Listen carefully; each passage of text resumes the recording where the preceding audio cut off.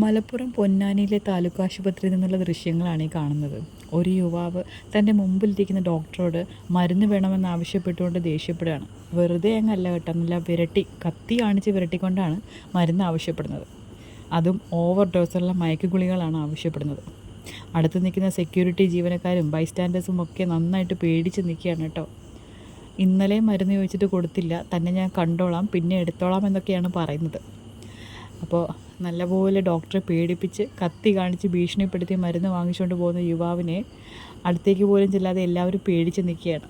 ആളേതോ ലഹരിക്കടിമയാണെന്നാണ് തോന്നുന്നതെന്നാണ് എല്ലാവരും പറയുന്നത്. ഏതായാലും മരുന്നിനുള്ള പേപ്പറൊക്കെ മേടിച്ചുകൊണ്ട് ആൾ പോകുന്ന സീനാണ് കാണുന്നത്. പക്ഷേ ആളിപ്പോൾ ഉള്ളത് പൊന്നാനിയിലെ പോലീസ് സ്റ്റേഷനിലാണ് കേട്ടോ.